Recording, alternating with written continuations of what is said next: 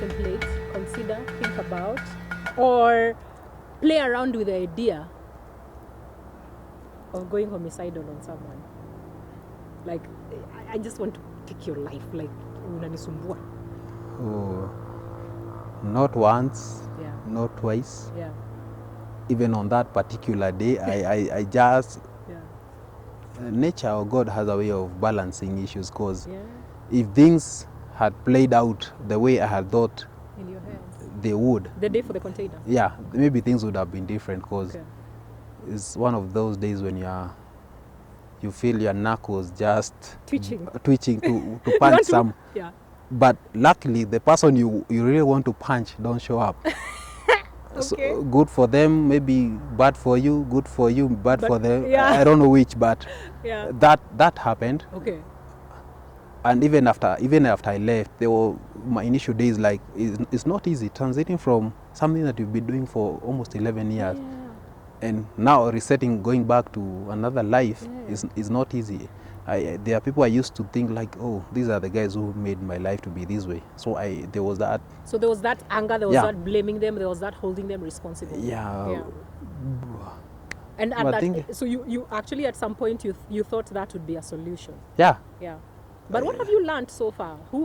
What have you learned about whose responsibility your life is? Or the happiness? Definitely it's yours, because to me, I thought I might really blame that person, but they're just getting theirs in life. Whatever they might do might work against you, but they're just doing their part to be who they want to be. Right. It might work against you, whatever you want to achieve, but they're just doing their part. And you can't blame them. They'll also tell you they have someone who is making their life hard. Right. So it's you to decide what do you pick from all that, and how do you go back to yourself and see the positive in all that. For me, looking back, I'm thinking things were very crazy back then. But maybe if they never happened as they happened, I would not maybe have brought myself out of taking that step to moving on. Because believe me, you think every day you need to move on, but unless you get that push where you think now this is it. Unless you get pushed over. Sometimes you just you just need that pressure to. And for me, it might not come like a very good, nice push. It might. I know. It will be a very tough one. Rough. Very rough. So it's you to decide after that, because that push had to happen anyway. Yes. It had to happen. Maybe if you're expecting, I was expecting things to just play out, just be a smooth transition. But most people will be like, stay. How is your family going to survive? I mean, they are going to go hungry. You won't get a job. Nobody will employ you. And those most people is not most people. It's you. Those were the questions that I was dealing with. Yes. Like, where? In fact, after I left, I thought, am I crazy? What? Yes. Why have I left? Yes. Because looking back, I had a very promising career. Yes. I was still young. Yes. I could have. Even some of them were telling me, why don't you stay? Yeah. And it got hard because I could not. They could not really understand. Like, I've gotten to a point where it's only this way. Right. But there are always those questions you ask yourself. Now, why? What's next? Okay, you have a dream, you have a vision, but what about the immediate challenges, like the food, your family, Yes. Of course, what will people think? What will people say? Your colleagues, your family members, what will they say? But you have to get to a point where you have to go beyond that, what people think, and think about yourself. What is it that you want? Yeah. What is it that really... And that's what you went through. Yeah. You had to actually make that choice based on... You had to base everything. Yeah, and people think that it's easy. It's not easy. Sometimes some of the guys, they call me, they think, how... You left. They think it's easy. It's not. It's not. I also used to think it's easy. No, it's not. Yeah. But what I've gone through, I know it's not easy. But is it worth it? Every bit. Every bit. It's worth every bit. It's worth it. Yeah. So did your family go hungry? Hungry? All those things that you're afraid of. All those things people told you would happen if you quit. Did they happen to your family or to you? not as bad as I pictured them before then. Ah, Okay, okay. they did happen, but not as bad as I thought. I Right. thought, wow, how am I even going to live? Yes. But luckily, nothing much changed. There was not. The funny thing is, we really adjust in a way that we don't think we can be able It's to. true. Because I continued If you can living, survive SF, how can you not survive the real world? and that was my drive. And I thought, if we've got so many guys who've not been through this and they are still living. It depends on how you view things. Okay, there are going to be challenges. For me, it was a bit of a challenge. It got to that end month, you don't have to go to the ATM and make a withdrawal. Yeah. And you're looking at guys queuing at the ATM, you're like, oh guys. So Oh my gosh, that's so pathetic. But okay. yeah, you some of those things that you really think, but now it gets to that point and you realize, things were not as bad as I had thought. I can do this, and you carve a new path. yeah, you cover a new path. You just find yourself in going in different paths or pursuing different things that you never thought of, and you still get to support your family. Because the first thing that you really require is a support system. Yes. If that is lacking, then you are done. Yeah.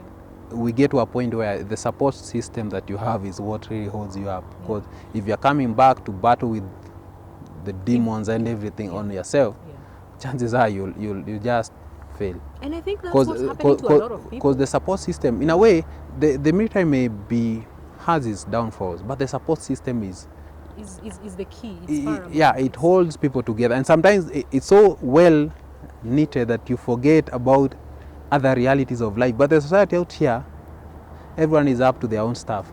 Yes. So it depends on, if you don't have that support system, people will think of you, oh, he was away for so long, what did he do with his money? Why is he back? Why is he bothering us? Yeah. He retired, so most will not even know that maybe you got fired, or when is your money due? When can we? Yeah. How can? Yeah. But now if you and have, they don't even understand that you can stay for a whole year without being paid. Yeah. Actually. Yeah. Did you ever get paid for your gratuity? Still not yet. Wow. It's a bit hectic. The follow-up is hectic. Yeah. But I'm pursuing it. It should be on the last stages. It should be working out now. But you hadn't stayed long enough to earn a pension? No, I was a few months too. Was it? An year, because I did 10 years, 292 days, 7 hours. Yes. That will make what? I was short. I think they can do the math. You do the math. You do the math. Yeah. You do the math. But remember, that day was in the evening, so you can round off that day to the next day. To the next day. Yeah. I like that. Yeah, round off to the closest day. I didn't get to pension, but your gratuity is still owed. Yeah, it's still owed. And it's already... It's in the final stages. It should come out. What are you going to do with the money? How much is it? Do you know? No, I'm not certain on the amount, because there are a lot of here and there liability deductions, and you have different different people handling the calculations. You have the treasury, you have the DOD, you have. I'm not really certain on the amount, but the issue is not even the amount, because for me, when I left, I was ready to face the world with or without the gratuity. Right. So of course I can tell them I can have the money. Of course not. You earned it. Yeah. It's yours. But it's not like the what I'm pinning my hope on. Like this is what I need to move on. It got to a point where guys were talking, pension, and I thought, I live for passion. I don't live for pension. I like that. He lives for passion, not pension. Yeah, pension is. So I decided to, and by then my passion was, you think one thing you're certain, what is happening is not part of your passion, but you've really not pinned down your passion. And that's what I told you. I've decided to enroll for interior design. Yeah. I think you're going to do great. And by the way, it's not abnormal. One thing I've also come to appreciate is that we can never be one thing. Especially with everything we've been through, we can never be one thing. And it's so important that we be everything we can be. We be all that we can be, because that's what we are supposed to do. And if we even fall short of that, we are doing ourselves a disservice. Yes. So be all you can be, man. Be all you can be. And You know, there was a saying when I was still serving, una behave kama raia. And believe me, raia is... Your experience? Raia, they are so interesting. They're very nice. You're being gentle. You're being nice. I'm being gentle, but they are nice. They help. You know, sometimes when you're serving and when you're operating, you tend to complicate issues. Now you come back to people who are very simplified in the way they say things, and right. you're like, why was I thinking in terms of... So they have a way of simplifying things, and they don't get that a lot of things. You know, the military is formed on routine and SOPs and things done in a certain way over the years, today, tomorrow. Tradition. Here, it's a free ride. We do it, it works. Yeah. Kesho, it's in the books. We are going to do like this. Yes. Back then, before something is changed, it's... I don't know, a long road. Maybe they take it from the Bible. If anyone should change any part of this, may a grindstone be hung on their neck. Yes. It's that rigid, but right. That rigidity has its way, it has its place. Sure. It's what holds the whole system in place. Yeah. We can't have so many changes at once. True. So it's very much okay. Yeah. And for us, for some of us who maybe you are serving but you're married to a civilian, they are part of you. They are part of your family. They are part of your life. So you can never exclude yourself entirely. Like military. You still have to have a certain percentage, a certain aspect of your life that they can fit in. Because if you become so much, like for me, you become so much SF, then you have no place for your civilian part of your life. That is your family members, your friends. You still lose out. You can be your best there, but you still need to hear. The here is also important as good as the there. I am so glad you have found your balance. New job, new family status. Now you're the head, and your relationship with your son is so close. You have the freedom to choose what you want to do. You have the freedom to go to school, do your interior designing. Go to work. It sounds like your life has normalized, and I'm very happy for you. And to just see also what you have lying, in wait for you, because you're 30 what now? This month, I'll be turning 33. You'll be turning 33. You have a whole life. 29th of this month. 29th of this month. Yeah. Yeah. You'll be sure to wish him a happy birthday. You can take me to the show. My mom tells me that I was born as she was headed to the show. Nairobi show? Yeah. ASK? Yeah, it was on a Friday, so I will appreciate that. That's where we are going. Actually, that's very interesting. Yeah. Okay, well done. Yeah. Deeply respected,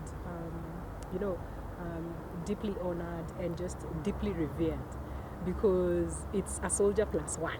Yes. Sure. But I guess the most important thing is to remember there's also a human being around that all. And yeah, the words of my friend Judy Frey are true. It was you who made the uniform great. Yeah. And you know that because even before you joined, you were who you were. Yeah. When you joined, you became a little bit more. But when you've left, you still appreciate you can be even more.